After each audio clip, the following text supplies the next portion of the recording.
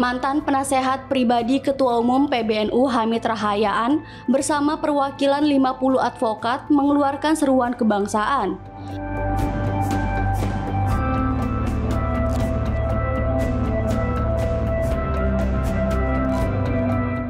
Dalam seruan kebangsaan berbentuk teks yang tim TV One Newscom terima, terdapat 6 aspirasi yang disampaikan.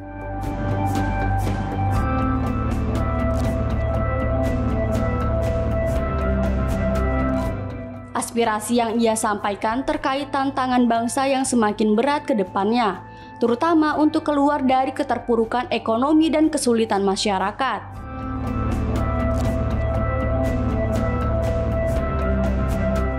Oleh karena itu, Hamid menyampaikan 6 aspirasi yang diharapkan bisa diterima oleh pemangku kebijakan.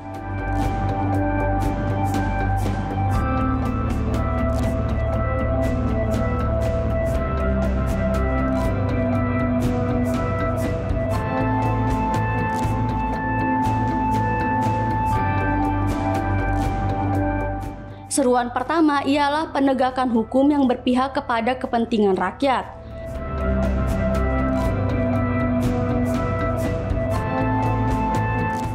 Ia meminta kepada kepolisian agar memprioritaskan penanganan perkara-perkara yang berdampak pada kepentingan rakyat.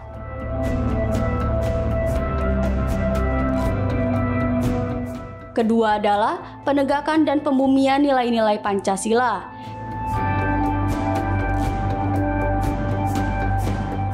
Ia menyerukan agar seluruh elemen bangsa agar berpegang teguh pada nilai-nilai Pancasila dalam mengambil setiap kebijakan.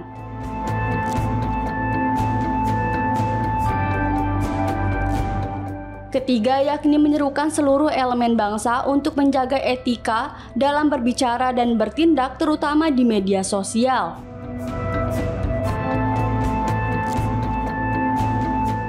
Kemudian Hamid mengajak seluruh rakyat Indonesia untuk mendukung kepemimpinan dan program Presiden Prabowo, serta bersama-sama mencari solusi atas kesulitan ekonomi dan sosial yang dihadapi rakyat.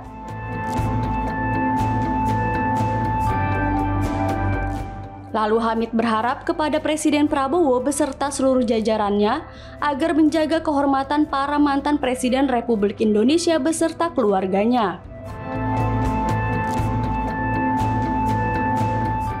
Selain itu, Hamid juga mengajak seluruh rakyat Indonesia untuk memaafkan dan bersama-sama mencari solusi atas berbagai persoalan bangsa.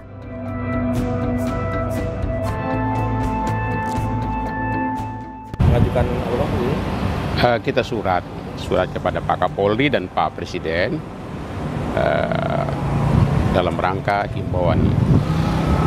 Kita menghimbau kepada semua elemen bangsa agar bersama-sama bagaimana kita melihat stabilitas keamanan negara untuk perbaikan ekonomi negara.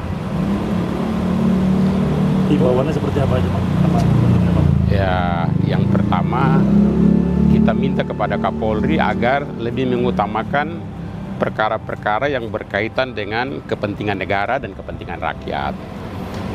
Lalu perkara-perkara yang berkaitan dengan kepentingan politik itu ya dikaji dan sebaiknya diabaikan.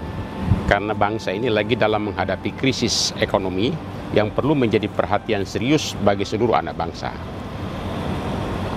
Kemudian kita juga meminta kepada semua elemen bangsa agar mari kita mendukung Bapak Presiden Prabowo Subianto dan seluruh programnya. Kita bergotong royong. Karena memang saat ini tidak ada kata lain, kita harus bersatu. Karena bangsa ini, rakyat lagi susah lah intinya. Rakyat lagi susah, butuh perhatian khusus dari seluruh elemen bangsa. Kemudian kita juga berharap agar tidak perlu lagi ada pernyataan-pernyataan yang saling menjatuhkan di antara sesama elemen bangsa. Kita ini bangsa yang berbudaya. Tentu kita kedepankan tata krama, sopan santun. Kita juga berharap kepada Presiden Prabowo Subianto dan seluruh jajarannya agar menjaga kehormatan Presiden dari Bapak Insinyur Haji Ahmad Soekarno sampai kepada Bapak Insinyur Joko Widodo. Kita perlu jaga mereka. Kita perlu menjaga kehormatan mereka.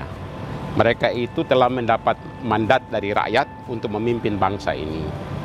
Oleh karena itu kita perlu jaga. Tidak ada manusia yang sempurna di dunia ini. Semua orang punya kekurangan dan kelebihan sesuai dengan kodrat daripada Allah Subhanahu wa Ta'ala. Oleh karena itu mari kita saling memaafkan di antara sesama anak bangsa.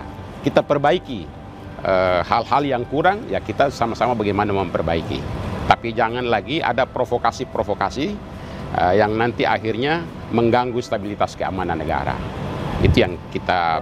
Soal reformasi Polri gimana? Soal reformasi Polri ya langkah yang dilakukan oleh Kapolri untuk pembenahan ke dalam maupun juga oleh Presiden Prabowo Subianto, saya pikir dua-duanya semua baik dan positif.